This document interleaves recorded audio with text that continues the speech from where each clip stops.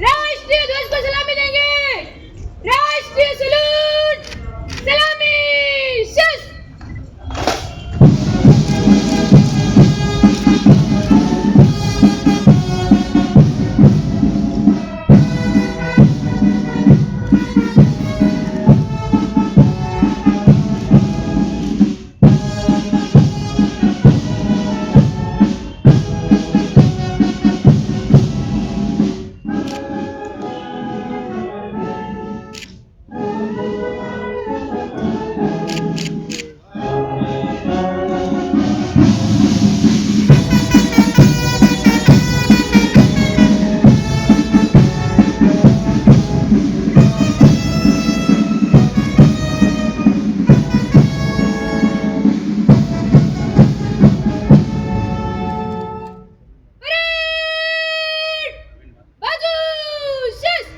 बंधू भगिनींनो, आपण आज भारताच्या 80वा स्वातंत्र्य दिन मोठ्या उत्साहानं, अभिमानानं आणि राष्ट्रभक्तीच्या भावनेनं साजरा करीत आहोत।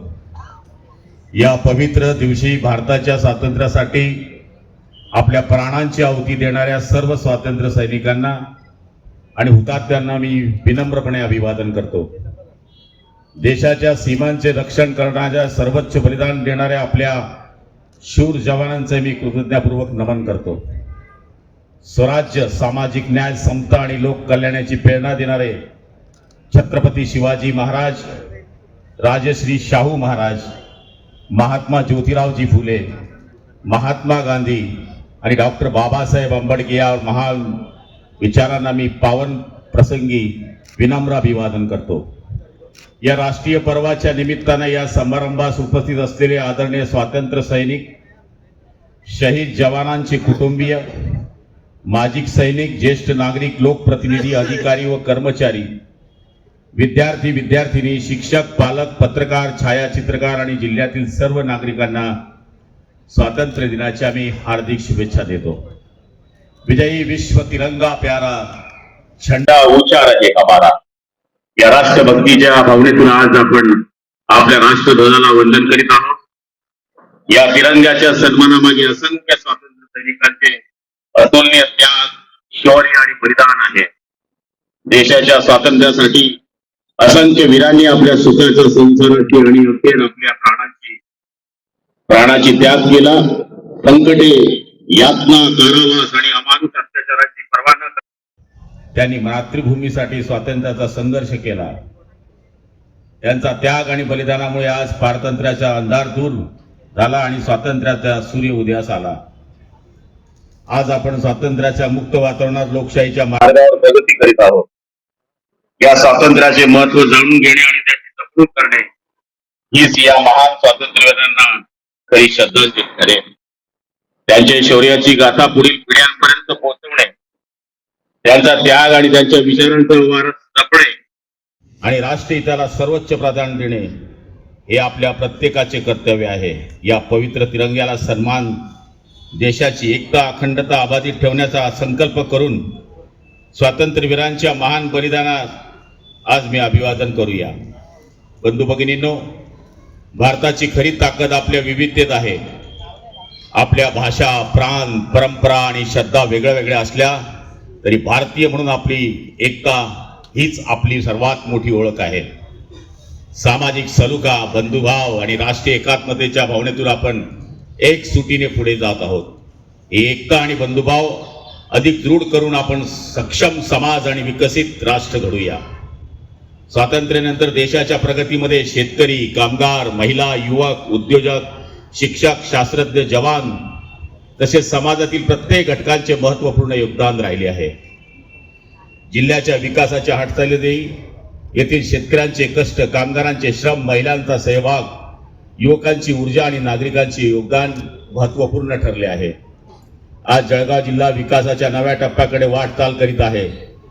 शेती व शेतकऱ्यांची प्रगती, रोजगाराची संधी, शिक्षण, आरोग्य, पायाभूत सुविधा आणि सामाजिक सर्व घटकांचा समतोल विकासाची शासन व प्रशासन प्रयत्न करीत आहे.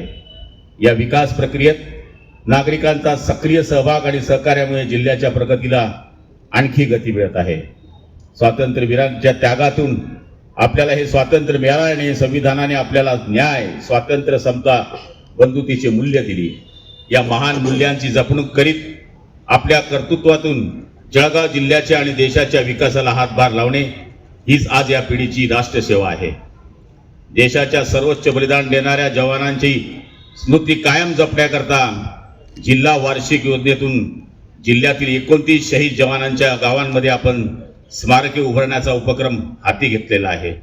ही स्मारके केवळ वास्तू नसून भावी पिढीला देश सेवा, शौर्य आणि राष्ट्रभक्तीची प्रेरणा देणारी स्मृती स्थळ ठरणार आहेत.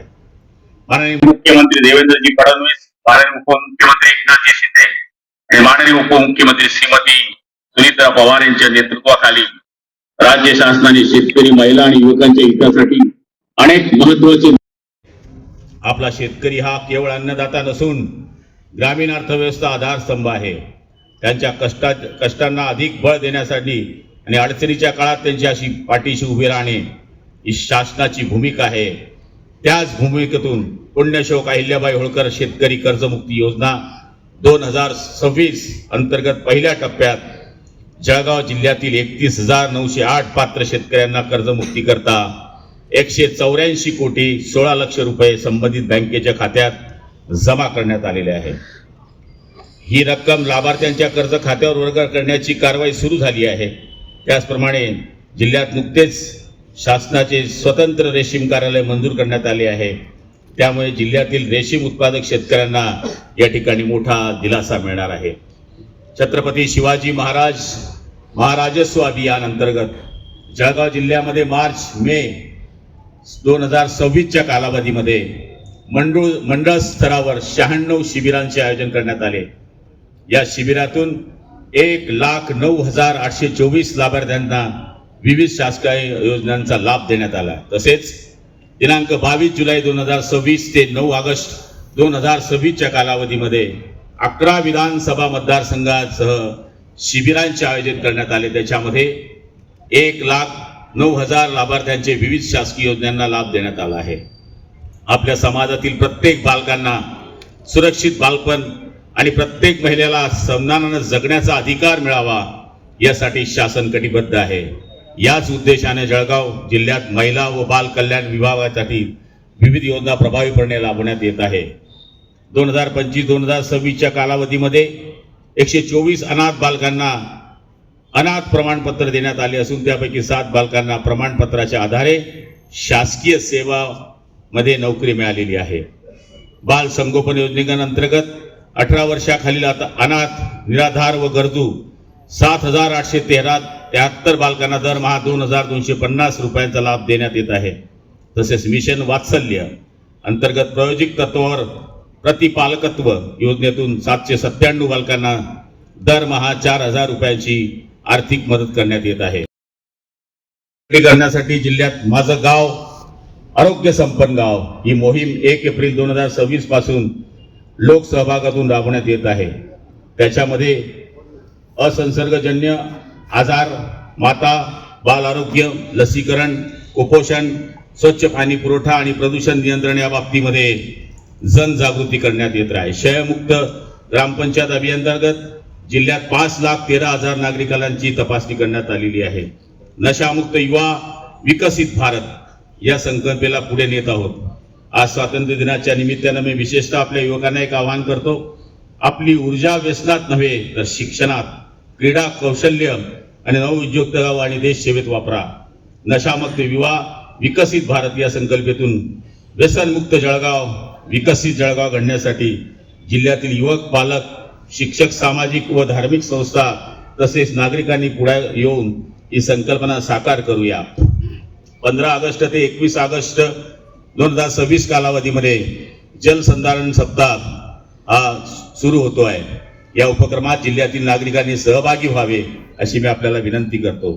ग्रामीण कुटुंबांना रोजगार हमी योजना आणि ग्रामीण विकासाला गती देणाऱ्या उद्देशाने विकसित भारत रोजगार अवाजवी हमी योजना जिल्ह्यात प्रमाणित लावण्यात येत आहे। या ठिकाणी दिवसेंदिवस रोजगाराची वैधानिक हमी देण्यासाठी विशेष उल्लेखनीय बाब म्हणजे हरित महाराष्ट्र वृक्ष लागवड अभियानात अंतर्गत 3,80,000 वृक्ष लागवडीचे उद्दिष्ट असताना केवळ एका तासात 4,86,000 वृक्षांची लागवड जिल्ह्यामध्ये करण्यात आलेली आहे। म्हणजे एकूण 128% कामगिरी या ठिकाणी नोंदवण्यात आलेली आहे। जिल्हा वार्षिक योजनेमध्ये तिन्ही उपाययोजनेचे 4 वर्षापासून जिल्ह्यात खर्च 100% होत आहे। या अनुषंगाने जिल्ह्यातील सर्वांगीण विकास करण्यासाठी जिल्हा वार्षिक योजनेला शासनाने भरकम रक्कम दिली असून 2026-27 मध्ये वार्षिक योजनेला 731 कोटी रुपये, आदिवासी घटक कार्यक्रमाला 71 कोटी रुपये, अनुसूचित जाती योजनेला 98 कोटी रुपये अशी एकूण तब्बल 900 कोटी 5 लाख रुपयाची तरतूद करण्यात आलेली आहे।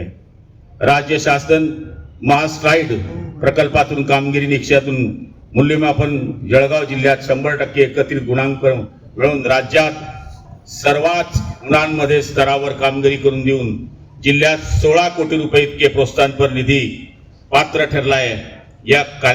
या उल्लेखनीय कामगिरीबद्दल जिल्हाधिकारी श्री रोहन घुगे तसेच जिल्हा प्रशासन सर्व अधिकारी व कर्मचाऱ्यांचे मी मनपूर्वक अभिनंदन करतो। ही कामगिरी जिल्ह्याच्या विकासासाठी निश्चितच गती देणारी ठरेल।